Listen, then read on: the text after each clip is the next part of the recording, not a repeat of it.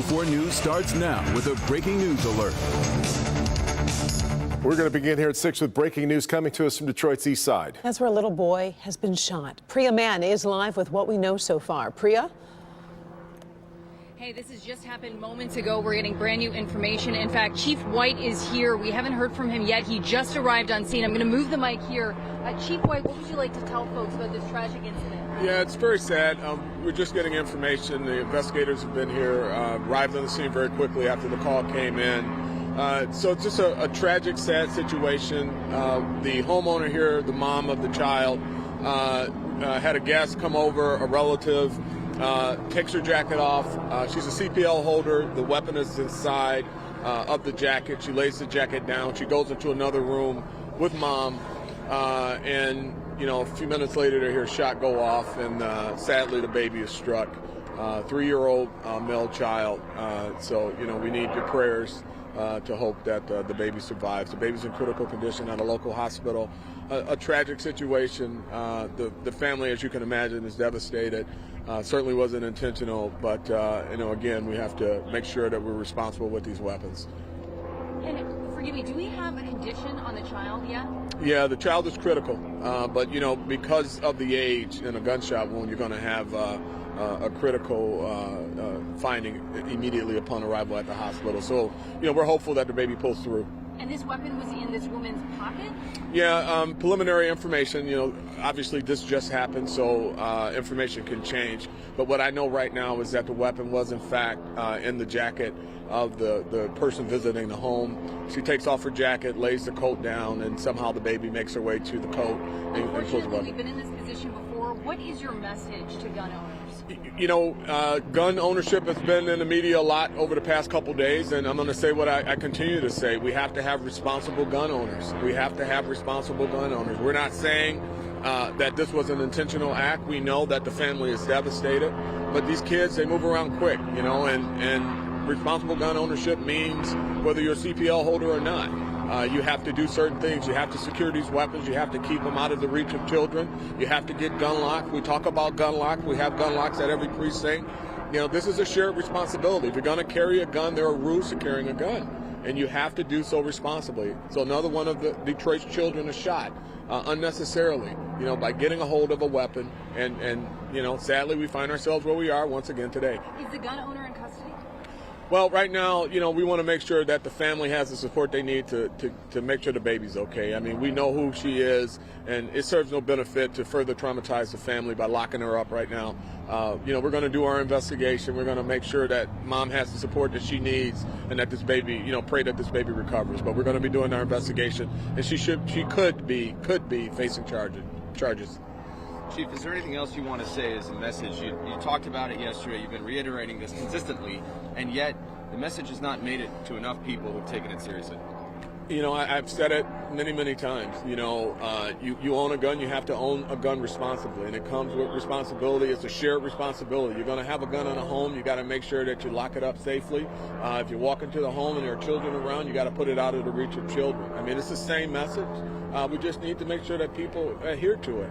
We're tired of telling this story. We don't want this story anymore. We've all seen it. So hopefully anyone watching this right now, hearing this story, let's make it the last story for 2022. Let's make this the moment that we lock these guns up, that we secure these weapons, CPL holder or not. We have responsibilities. Thank you, Chief. All right, thank you all. Chief, All right, before so again, you you just heard Chief White here just talking about a tragic situation of that 3-year-old child walking into, or a woman walks into the home with a gun in her pocket. That child finds it, shoots himself. That child is in critical condition. This happened at East Lafayette and St. Aubin, so just minutes away from City Hall, not far from DPD headquarters.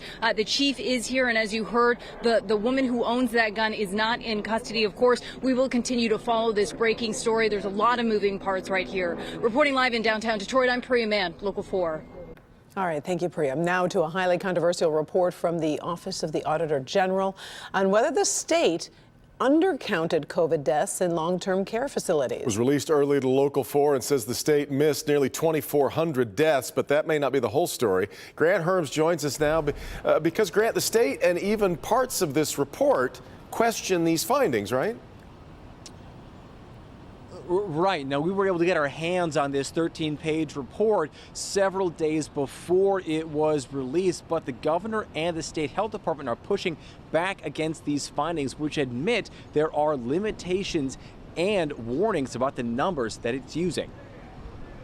The review obtained by Local 4 isn't set to be released until this coming Monday. In it, the Auditor General leads off by saying it does not meet state standards for an official audit, but saying, quote, "We have no reason to question the accuracy." The review shows disputed numbers, 8,061 deaths in long-term care facilities, adding nearly 2,400 deaths to the state's total, although it does say the state accurately tallied and reported all of the 5,675 COVID deaths in long-term care facilities between January 1st of 2020 and July 7th of last year. The report also admits there are limits to the data used, echoing recent complaints from the state health department and the Whitmer administration that the OAG used broader definitions outside CDC guidance for both a COVID death and a long-term care facility, meaning the state wouldn't have collected those numbers in the first place.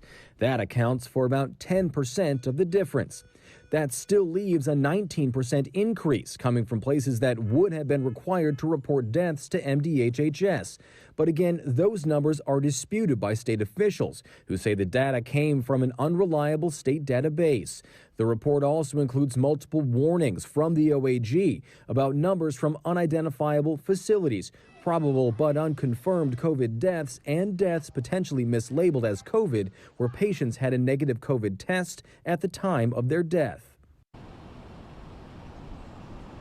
The Republicans are saying this is evidence of wrongdoing on the part of the governor. In a statement today, the governor's press secretary, Bobby Leddy, saying in a statement to us, throughout the pandemic, the state of Michigan closely followed the data and science within the CDC's guidelines to slow the spread of the virus and save lives. The Office of the Auditor General confirmed Michigan counted 100% of COVID-19 deaths that were reported to the state per CDC guidelines.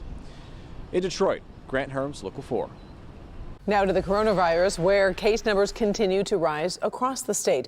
The state reports 37,114 new cases over the last 2 days, an average of 18,557 cases a day. 251 deaths were reported over the same time period.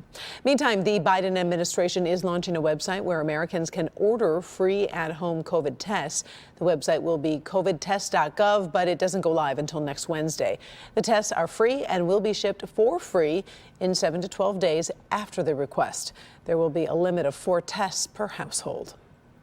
A Ferris State University professor is facing discipline tonight over a video he posted on YouTube for students. It's laced with profanity and rants against his bosses and the students themselves. Sean Lay is live with a look at what the professor said and how he tried to explain it. Sean?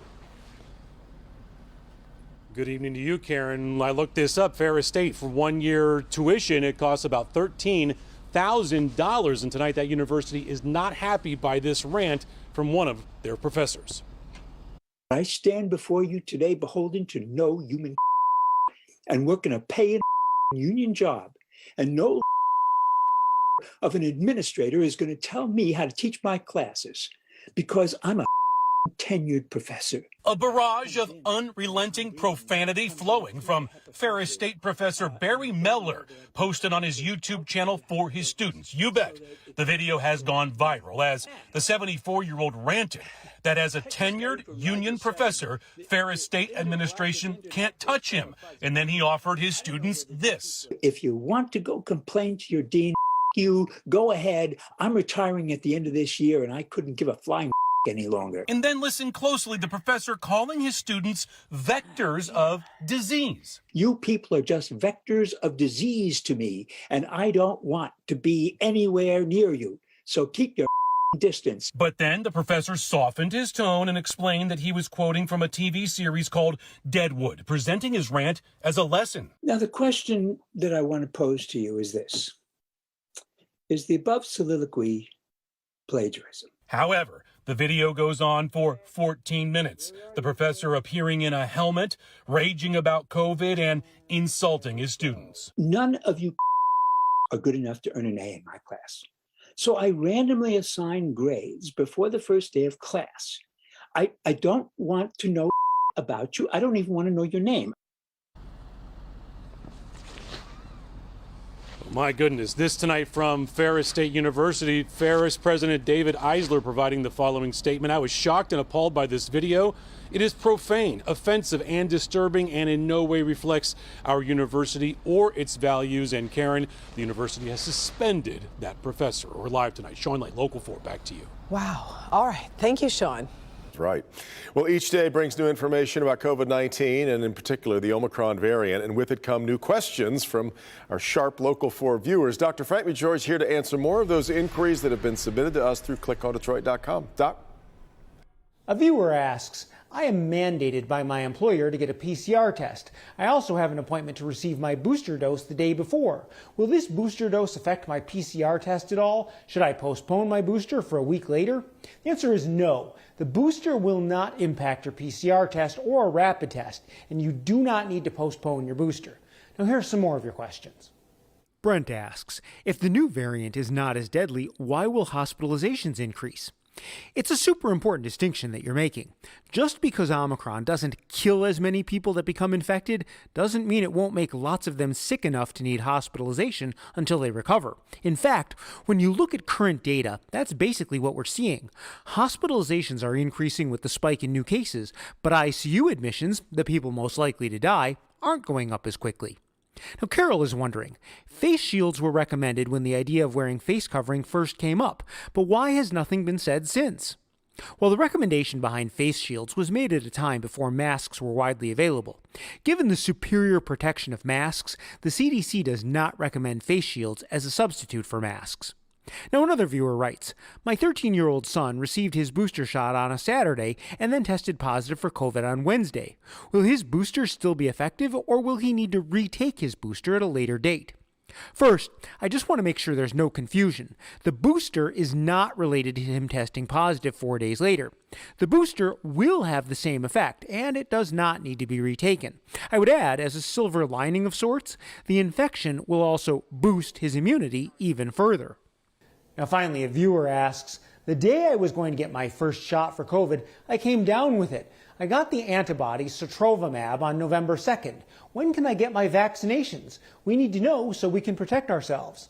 Okay, so because you received monoclonal antibodies, you should wait 90 days before being vaccinated. Now, one thing that might reassure you, though, is that you most likely have at least 90 days of protection from your infection. Back to you.